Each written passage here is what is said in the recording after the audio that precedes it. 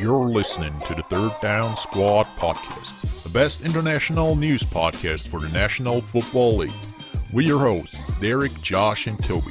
Let's get you ready for a new set of downs on Sunday.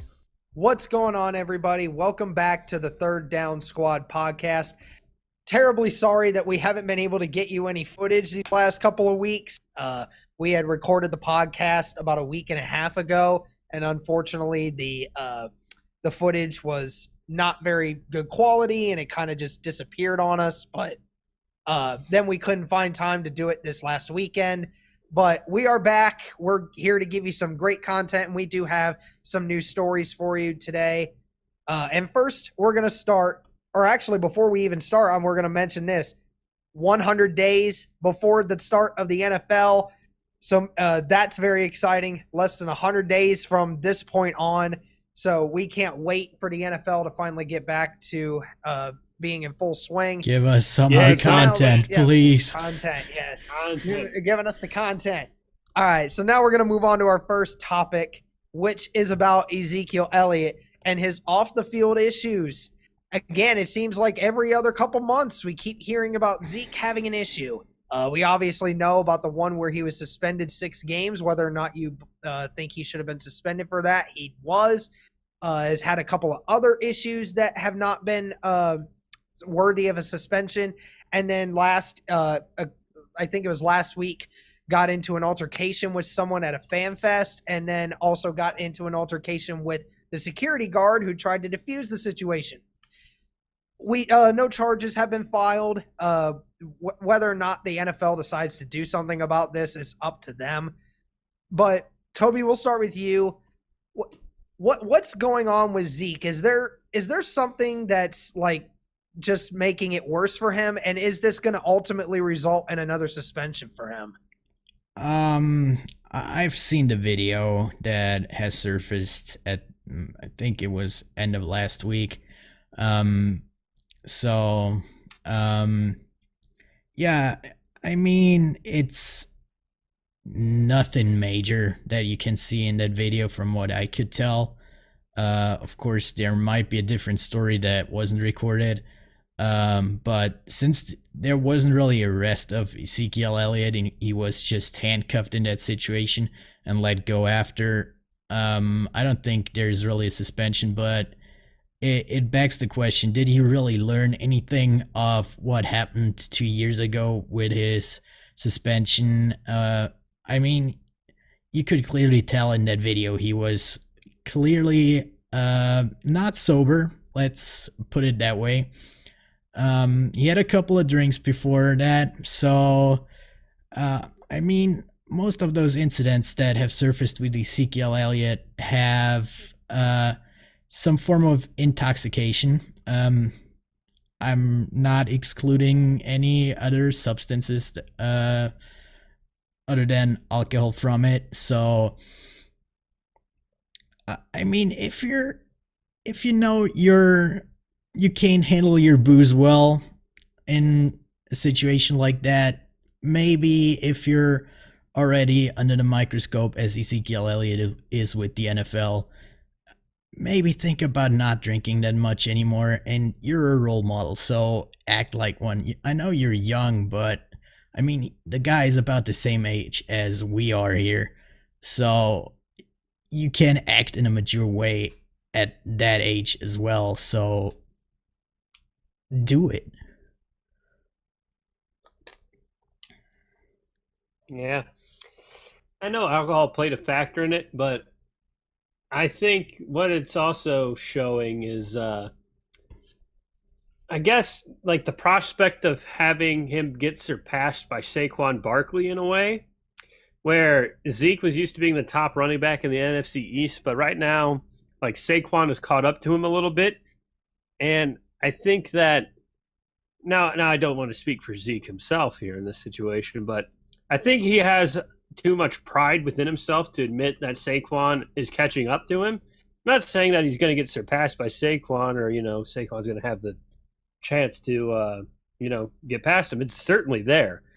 But he just needs to, like you said, Toby, just remember what happened the last time if you know you're not going to handle your booze well, drink in moderation. Don't like go in there, drink like 8 Red Bull vodkas, and then just say I'm fine.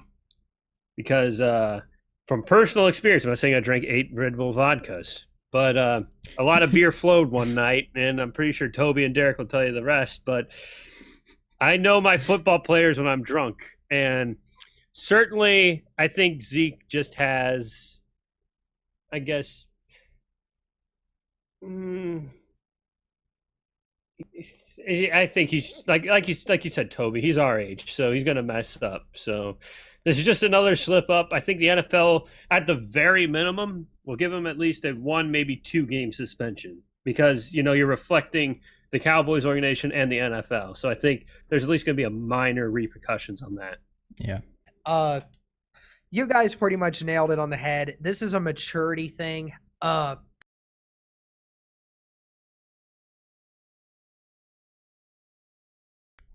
listen, I understand that, all the instances that he's had, the one where he got suspended, obviously, I still believe he's innocent because even Roger Goodell's leading investigator thought so, but apparently he didn't think so. But most of the time, we don't care what Roger Goodell thinks because most people have lost any kind of credibility he has towards most of the NFL fan base anyway. But everything else that he's gotten himself into has been his problem, and a lot of times it has been the alcohol. And I'm not going to say that, it is totally his fault. I'm sure that there was some major fault, I'm sure, with that fan or whoever the hell it was that he was arguing with. But if you're Zeke, you have to just go away. You just have to go away. It doesn't excuse the person for being an ass, but you can't be that back because at the end of the day, that guy's not going to get sued or not going to get suspended from his work for getting in a fight with you. You are. That's the problem. And then just on top of that, just to blame the alcohol. Look, dude, you've had so many problems with this already. Stop drinking. Maybe that might fix it. Maybe that might fix it is to just stop doing that. I wouldn't really go to the point to completely stop drinking, but if you look at the video, the guy had problems actually standing straight, and you're a running back. You're one of pro athletes with the best balance there is, right, and you have problems standing straight up. Things. Zeke needs to stop drinking so much, and he needs to find friends that'll actually moderate him. Because apparently we can't trust Zeke to handle his alcohol. We need to get somebody else in there to follow him. Can somebody pay somebody $50,000 to just follow Zeke around and make sure that he doesn't consume a certain amount of alcohol at some point? I'd do it. I'd do it. Pay me $50,000 to follow Zeke. $70,000. I'll make sure you don't even touch a sip unless you're past the first one. I'll drink it for you. I'll drink it for you. Yes. It's just dude, everyone knows I'm a Buckeye fan, okay? I love me some Ezekiel Elliott. The dude is awesome. Guy's a great athlete and a great person. But, dude, you gotta stop, man. You gotta chill. You gotta quit getting into these party scenes and drinking, because apparently it keeps screwing you up. You ruined your image when you went with Dak Prescott to the bars, and you were supposedly drinking with Dak, and then you go to the party, and then you pull the girl's top down a little bit while you were drinking, and now you got this fan fest. You were drunk, and you got into a fight with a guy and a security guard. Dude, just stop, man. You're giving yourself too many chances here. It's just at some point it's going to catch up to him, and I'm not going to like it when it happens. I'm really not. Yeah. Try something like sweet tea. That's my thing. Yes, something else. Coke. Coke even works better. Not the actual drug Coke, the actual drink Coke. Okay? For anyone that tried to... We're going to move on now to Gerald McCoy, who was just recently released by the Tampa Bay Buccaneers. Gerald McCoy was expected to get upwards of over $13 million this next year with the Tampa Bay Buccaneers if he had stayed. But Now he is on the free agent block, and now multiple teams are, I'm hearing upwards of a dozen teams are interested in getting Gerald McCoy. Gerald McCoy says it's not about the money, it's about winning. So, Josh, with that being said, what is the best landing spot for Gerald McCoy right now? The sign is right behind you.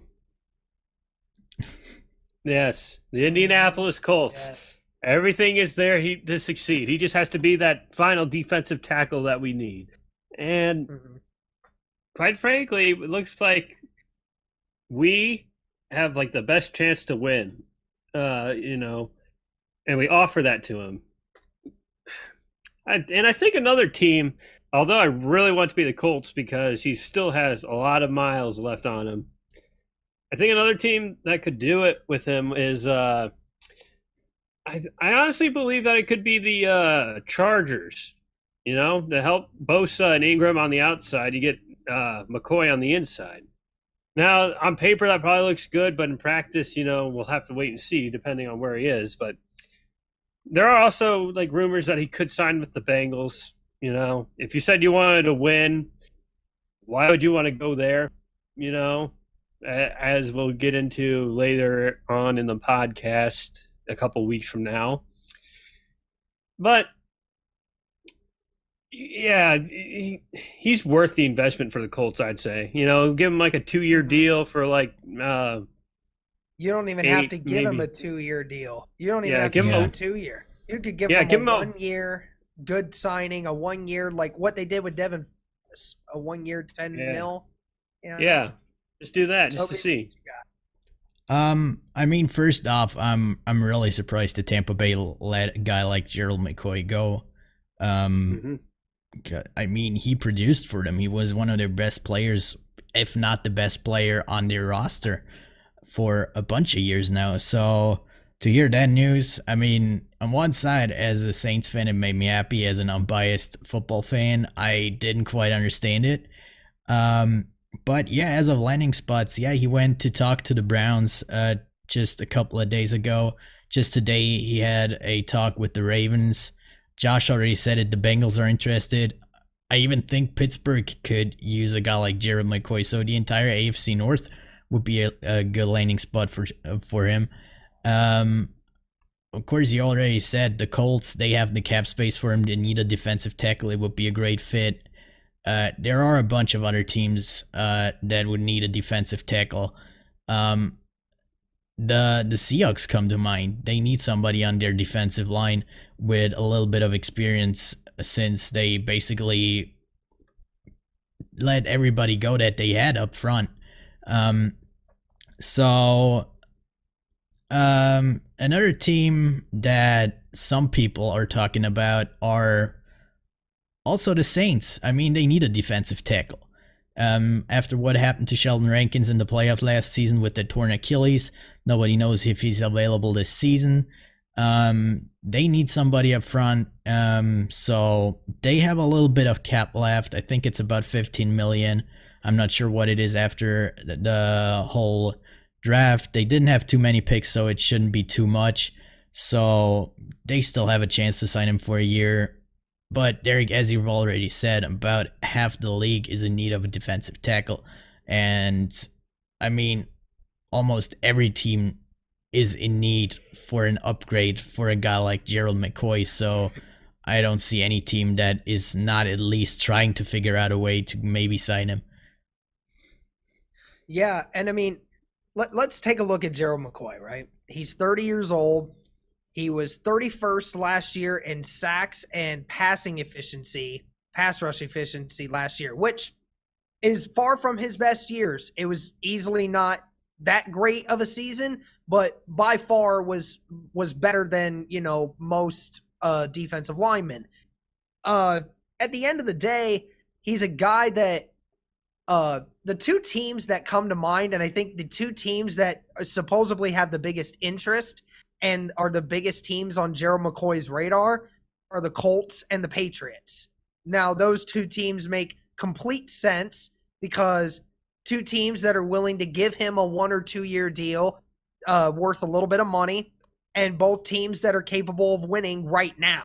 So that works perfectly for Gerald McCoy, and could use a Gerald McCoy. Even in the Colts system, where Gerald McCoy, I don't even know if Gerald McCoy would even start, to be completely honest with you. I don't even think he would start, but he definitely would come in obvious passing situations, and it's another defensive tackle piece alongside Autry that the Colts definitely could use for obvious reasons. It makes total sense.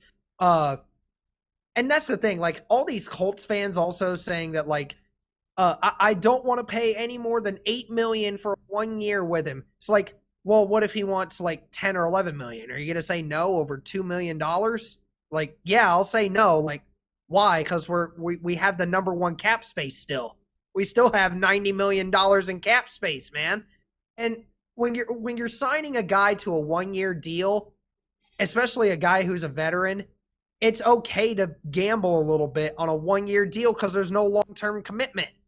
That's the thing. You get him for 1 year, you see what he does. Most likely he's probably going to be a role player at best for you.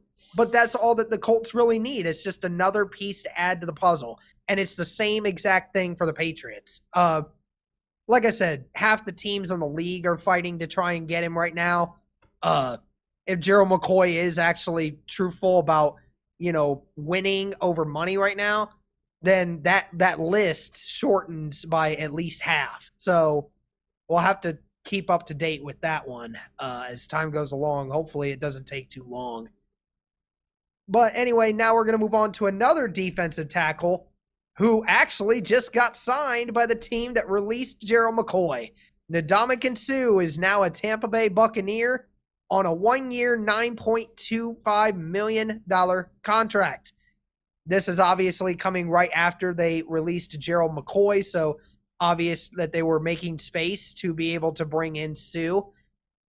There's a lot of contradicting reports about Ndamukong Suh. Some people say he's kind of washed up, but some people say that he's still got a lot of good years left in him based off of last season.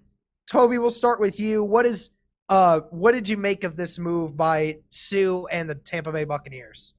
I'm with the people that say they don't understand the move. I'd rather have Gerald McCoy on my team than Ndamukong Suh. They both came into the league in the same year, in 2010. Suh is a year older than McCoy. And, the money difference, it's about $4 million. Gerald McCoy was about to make $13 million on his contract with Tampa Bay. Ndamukong Suh, like you said, is a $9.25 million. But I don't see that Suh was that dominant last year. And he did it with one of the best defensive lines there was, or the best defensive line there was, name-wise at least, in the NFL last season with the LA Rams. And now you're coming to the Tampa Bay Buccaneers. You can't really say that about the defensive line of the Tampa Bay Buccaneers. So Suh is now their star player. He is the one guy that Aaron Donald was for the LA Rams last year. So he has to produce even more for that line than he did last year. And Gerald McCoy, he showed that he can do that with Tampa Bay. He did it all his career. He was just with one team with Tampa Bay. So adding that unknown in there with Ndamukong Suh, I'm not a fan of it. I can understand it. They say $4 million this year, or about $4 million. But from a game perspective, not a money or financial position, it just doesn't make sense to me. All right, Josh, what is your opinion on it? I'm with Toby on this one. Now, if we were talking Detroit Lion, Ndamukong Suh, just came out of the league, a BA, doesn't take no names, then I'd say, it was worth cutting McCoy for Suh. But I'm with Toby on this one. McCoy looked like he still had a lot more mileage left, more than what Suh had. Because with Suh, ever since he left the Lions, his numbers were just declining. And you can say what you want about the Rams season, but it doesn't take away from the fact that he's just not who he was anymore. and you can see it. Now, I don't know if he had like any injury history, but you could just tell he's just getting tired of it. He's just getting. I honestly think this could be his last year in the league because he just looks bored on the field. Doesn't really want to like try to run after the football or anything like that. I just think that I would have kept McCoy because he looks like he still is energetic. He could still. He's proven that he's like good, like top, like 50, still good. Because even though 31 seems low, it's still pretty high compared to the rest of the NFL. After you've been doing this for like about 9-10 years. Yeah, and he did it with the Tampa Bay defensive line as well. He did everything for them. Yeah. Mm-hmm. Yeah, and the only the argument you could say for Stu last year for the reason why his numbers went up is because Aaron Donald got most of the attention, So that leaves him to get to the quarterback, running back, and all that other stuff because people don't see him as what they used to. So they see Aaron Donald and they go, I should probably stop this guy more than that guy. So yeah. I would just kept McCoy. I'll just leave it at that. Well, here's the thing. Gerald McCoy obviously beat Sue in pass rush numbers by a little bit. We obviously know that. But one thing that Sue vastly outranks McCoy at is the rush defense aspect of it. And Ndamukong Suh is a much better rush defender. And I think this might be what Tampa Bay and Bruce Arians are trying to accomplish now is become that, that rush defense that they're trying to get now because, they've pretty much been a decent rush defense, but I think they're trying to become even better than that, with obviously Quan Alexander being gone and Devin White coming in. Devin White is a mainly run first kind of linebacker. I think that's the kind of scheme they're trying to get through here. But again, I see it both ways here. They're obviously were trying to save a little money. Gerald McCoy staying, they knew that they were going to have to fetch up a little bit of extra money for him. At the end of the day, this is kind of one of those moves. If you kept either one, it really doesn't matter. It's not like this move is going to transcend the Tampa Bay at all. It might make them slightly better in the run game, maybe a little bit more energy-wise, but either way, there's still multiple different things that Tampa Bay needs to fix. But I do like the signing though. It was a good deal, 1 year, $9.25 million. They're not really spending a lot. They're not investing too much. So if you win with him, that's great. If you don't win with him, okay, then we spent $9 million. That's not a huge deal. Yeah, but Derek, as you said, they're going for a more run defense. They're kind of in the wrong division to do that, in my eyes. Oh yeah, without a doubt, they are. You got Drew Brees and Matt Ryan in there. You got two of the best receivers in Julio Jones and Michael Thomas in there. So getting with the running backs, I get it. You have Christian McCaffrey, you have Alvin Kamara, you have Devontae Freeman in there, but that's not the players you're going to lose the games against. It's going to be the quarterbacks. So that's the wrong strategy in the NFC South. Yeah, not to mention that those running backs barely do running. They're more pass-oriented. Yeah, all three of them are pass catchers as well. All three of them are pass catchers as well, yeah. Yeah. Yep. All right, so now we're going to move on to the last topic of today's podcast, which is ranking the divisions. Now, we had a lot of fun with this, or should I say, emotion, I guess I should say, with doing this the last time before the recording got screwed up.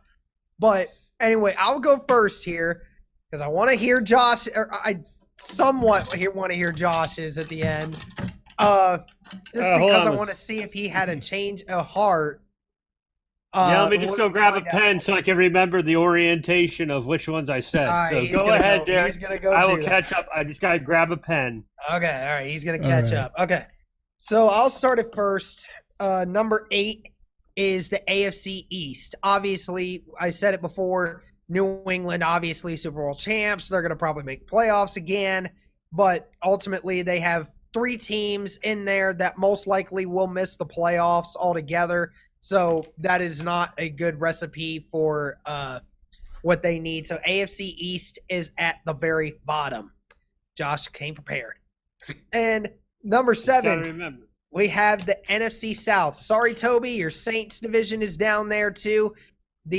Obviously, again, the Saints 1 play away from a Super Bowl, but the rest of the teams, you have Tampa Bay, which most likely will not make the playoffs, Atlanta, which will most likely not make the playoffs, and Carolina, which most likely will not make the playoffs. And then you have the NFC West. I know I had them up there a little earlier, but I kind of looked into this one a little bit, and there's just a lot of unknowns with the NFC West.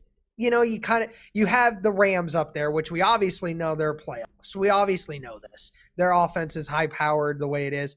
But you have the Seattle Seahawks, which lost a lot of players this offseason. We don't know how they're going to come back from that, especially with losing your best wide receiver and 2 of your best defensive players.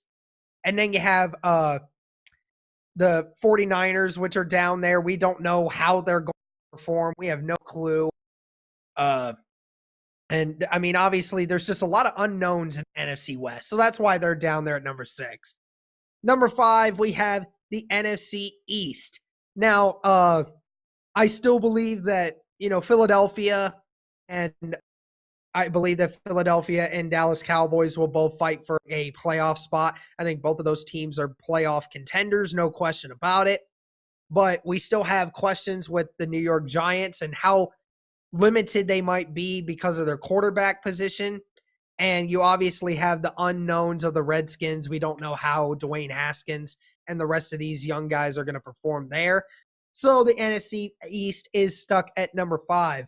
Number 4, the AFC North, with Chicago and Green Bay both making good moves this offseason, with NFC. Chicago being NFC. Why did I say AFC? Hold on a second. Yeah. Okay, so I had AFC North at number 4. I don't know why I said NFC North. I guess I just skipped straight to number 3. All right. Number 4, AFC North. I'll just put that there. AFC North. Because, again, more of the questions. Because, we obviously know Pittsburgh's going to fight for a playoff spot. We obviously know that. They're still going to be good, but we don't know how limited they're going to be due to the fact that they lost so many players, especially key talented players. You have the Browns, which have a lot of talent, but questions still remain to be answered about them. The Ravens, they lost a lot of defensive talent, but gained some offensive talent. Sorry, my mic fell over. Yeah, his mic fell over. See, he's not to reach for ever. something. I'm sorry. And then I was writing. The Bengals down there at the very bottom league. So AFC North there at number 4. They have talent in that division, but we don't know how it's going to perform. Number 3, NFC North. There we go. I got that right. Chicago Bears. Obviously, we saw what they did last year with that defense. They look to do the same, and this time with Trubisky having a full year under his belt, hopefully he has a little bit better of a year. Green Bay made some great offseason moves. They look to regain control of that division. The Minnesota Vikings are still somewhat playoff bound. And then Detroit, we don't know what the heck's going to happen with them. But that's why I have the NFC North at number 3. Number 2, the AFC West. You obviously have the LA Chargers. As good as they are, we'll have to see how they perform against some of the better teams in the league. We saw them get trounced by New England. We'll have to see if they get a better game plan for some of these games. But we obviously know how talented they are. The Chiefs, we don't know about the Tyreek Hill thing, but we do know they have Patrick Mahomes still. They have Travis Kelce and a slightly improved defense as well. And, you obviously had Oakland that's going to be having an upgrade from the talent they've gotten. And the Denver Broncos obviously have acquired some young talent as well. And number 1, the AFC South. Yes, I'm not bandwagoning just letting y'all know, this is firmly what I believe. We have the Indianapolis Colts, who are going to potentially make a run for Super Bowl this year. The Houston Texans that are playoff bound for sure. The Tennessee Titans, which were playoff bound last year before the Colts ruined that one. And Jacksonville, which will probably improve this year due to the acquisition of Nick Foles. So that is my ranking with AFC East at 8th, NFC South at 7th, NFC West at 6th, NFC East at 5, AFC North at 4, NFC North at 3, AFC West at 2, and AFC South at 1. Toby, go ahead. All right. Yeah, my list doesn't differ that much from that. I got a couple of teams in a different spot. Already in the last spot, I got one difference for me. It's I gotta do it to my own division. It's the NFC South in the last spot. I don't see anybody being able to challenge the Saints this season. Yeah, maybe the Panthers, they got better over the off season a little bit, but a lot of uncertainty about Cam Newton and his shoulder. Then they lost their key wide receiver in Devin Funchess to the Colts. So not really sure what to think about the Panthers. The Atlanta Falcons are, for me, one of the most overrated teams in the league. They're not going to do much, and the Tampa Bay Buccaneers shot themselves in the knee, in my opinion, with what they did, releasing Gerald McCoy and signing in Ndamukong Suh. So they're not going to be in the race once again for this season in the NFC South. At number 7, I got the AFC East. Like Derek already said, it's about the same picture here. Patriots are once again the clear favorite in that division.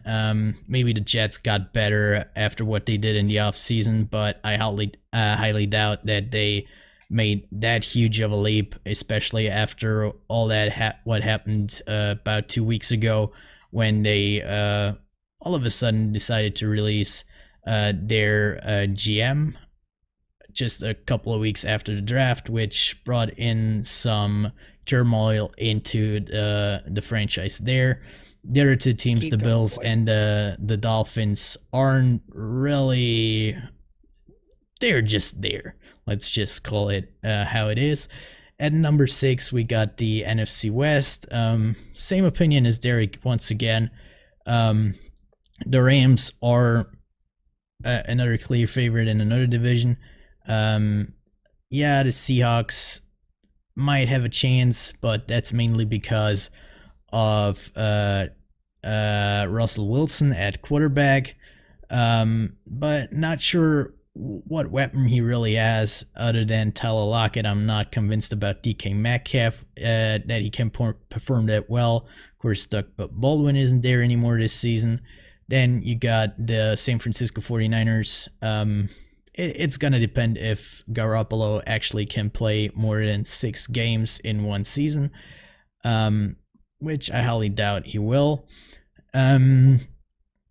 Then, well, the other team, the Arizona Cardinals, can't really tell much about them, but to move up that far from being the worst team in the NFL, that's not going to happen. Then at number 5, you got the AFC North. You got a couple of good teams in there. I don't really believe in the hype that the Browns get currently. They still have to prove it. They have a new head coach in Freddie Kitchens. They have a lot of new players on their roster. I'm not sure if they click that well instantly. The Ravens, yeah, they had a decent season last year. I don't think they improved that much that they could actually get a much better record than last year.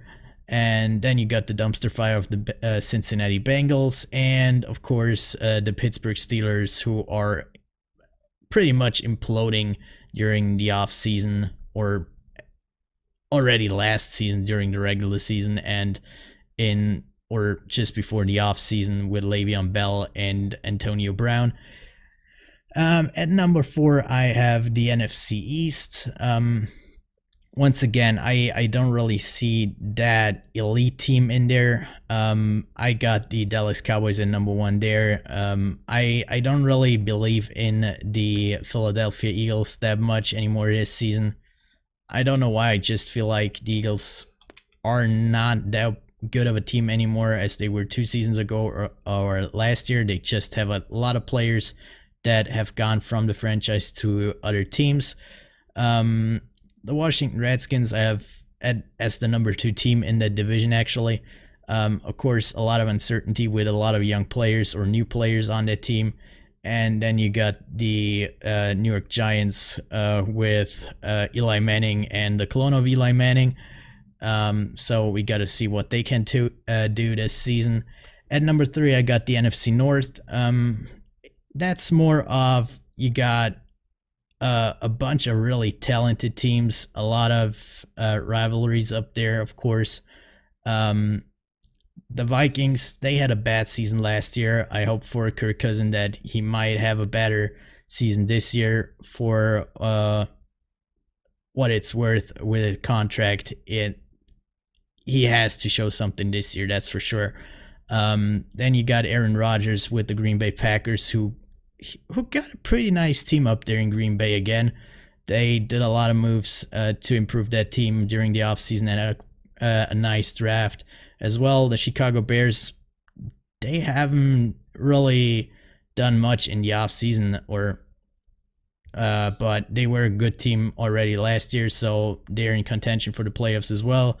And the team that nobody talks about in the NFC North are, of course, the Detroit Lions, which will be out of the playoffs race pretty early in the season again, I think, this year. At number 2, like Derek had, is the AFC West. I mean, they have 2 teams that could go to the Super Bowl, potentially, in the LA Chargers and the Kansas City Chiefs. I'm not too sure about the Denver Broncos. They could have a pretty good season, but they could also tank massively. So that's a lot of uncertainty there. And of course, then you got the Oakland Raiders, where nobody can really tell what their plan is or what they're doing. So let's see what happens there. And at number 1, I got the AFC South with the Colts, with the Houston Texans, with the Tennessee Titans, and the Jacksonville Jaguars. All 4 could potentially be a team that could go to the playoffs. I think out of that division, 2 teams will actually go to the playoffs this year. It will be an interesting race. Of course, this year the Jacksonville Jaguars will be back in the race with Nick Foles. I think that was an important move for that franchise to get back to being a playoff contender. The Tennessee Titans added a lot of players as well. I'm not sure if Marcus Mariota can be that quarterback to take them back to the playoffs, but the Houston Texans and the Colts have shown last year that both of them can be a team to go to the playoffs and also go to a Super Bowl. I mean, the Colts would have deserved it last year already, and they have done a lot of moves this year to make them even more of a Super Bowl contender this year. Yep. All right, Josh, you're one. All right. Go ahead. All right, I finally got a list, and it's kind of similar, but it's how you interpret it. But first off, I'm with Toby on the 8th, NFC South. You know, it's just a mess right now, with the only clear winner being the Saints, because they seem the most organized at the moment. The Falcons are just meh. You know, you can't really describe it better than meh. The Carolina Panthers, they're good at the beginning of the season, then they fall flat near the end. And the Tampa Bay Buccaneers, they're just doing a rebuild, so they really won't be much of a contention. Number 7, I have the AFC East. Same reasons, you know, 1 great team, 3 mediocre ones. All 3 are pretty much in a rebuild still, aren't they? Aside from the Patriots. Dolphins just got their quarterback in Rosen. Darnold is getting some help. And Josh Allen, he's just doing Josh Allen things. So, yeah. Number 6, I have the NFC East. I still think that the Cowboys are number 1, like you said, Toby, but I just don't know, because the Eagles, like, pretty much they need Carson Wentz to stay healthy this season, and if he doesn't, they don't have Nick Foles to fall back on. So they have a lot of work ahead of them. And the Giants making horrible draft picks and decisions at the same time. Saquon is pretty much their only great quarterback. Well, he could be. He could be. Running back. Odell was their best quarterback last year, so. Yeah. Truth. Let's see here. Number 5, I have the NFC West. I can never count the Seahawks out because every time you do, they either make the wild card spot or they win the division. So I think that it's still going to be between the Rams and the Seahawks in that division. The Niners, I put them in 3rd place right now. So, and the Cardinals are still in rebuild, even though they got Kyler Murray, that guy. But let's see here. Is that number 5? Number 4, I have the AFC North. Derek, I have the AFC North at 4. So you finally wised up, huh? Finally wised Yes. up about that? Okay, thank you. Yeah. I was afraid I was going to have to throw my headset again, like I did the Baker last Mayfield. Baker Mayfield. Okay, anyway. The reasons why I put the AFC North there is because the competition's starting to heat up in that division. We give the Bengals crap, and rightfully so, because, well, they kept Marvin Lewis for a long time, and, they finally got rid of him. But the Browns and the Steelers, that's going to be the rivalry to watch, because even Lamar Jackson, he just had his new offense installed, and he's still getting used to that. So, sure, they have less than 100 days left to finally figure it all out, but that's why I'm putting the AFC North at 4. Number 3 is the NFC North with the Bears, Packers, and Vikings. Yeah, they're the best 3 teams in that division. I'd say the Bears at number 1, Packers at 2, Vikings at 3, and last and most certainly least, the Lions, because the Lions give us all false hope. They beat the Patriots last year, and the rest was just mediocre. Let's see. Number 2 is the AFC West. Chargers, Chiefs. That's getting pretty heated. Mahomes, let's see how he does without, 2 out of the 3 offensive weapons with just Travis Kelce right now. Philip Rivers, he's always been that quarterback that's always been under the radar. So we'll see how that goes, because I think this could be his year to shine, because they just got help at the safety position with Nasir Adderley. And we'll go from there. And at number 1 is the AFC South with Andrew Luck, Deshaun Watson, Nick Foles, and Marcus Mariota. It's going to be number 1 Colts, because it always is and always has been. Don't at me. But the Texans just won that. Yeah. We beat them in the playoffs, so that's because you get lucky, and your coach just trips and falls and is never brought up in conversations for the hot seat. So yeah, it doesn't matter if you won the division; it's how far you're making the playoffs. And right now, just tripping out of the gate like that to the Colts just proves that the Colts are number 1. Yeah. So I'll just leave it at that. All right, Derek. Before you do our outro, I got some news that happened during our podcast or just before our podcast. Number 1 is the 49ers are releasing Anthony Davis. That came out about a minute ago from when we're recording. Then just before the podcast, the news from the Baltimore Ravens came out that Haloti Ngata will retire tomorrow. Then about an hour ago, the Colts have signed Chunky Clements, a defensive tackle, and waived defensive tackle Johnny Robinson. And the Saints... I saw that. Yeah, the chunkster. And the Saints have signed a former Baltimore Ravens running back, Javarius Allen, just about 15 minutes ago. Oh, okay. All right, some interesting updates. I love that name, Chunky. That's amazing. That's Chunky boy. Amazing name. An amazing name. An amazing name for the best position to have it at. You're a large man in the NFL. They're going to call you the Chunkster. Yes. We mean that in a positive light if you're listening, Chunky. Yes. We love you. All right, so that's going to do it for today's podcast. Thank you all for listening. Be sure to follow us all on YouTube and on Spotify, and follow us on Twitter at T3DS_NFL. Like I said before, guys, we have less than 100 days before the kickoff of the NFL season. We cannot wait. Certainly you guys are as well.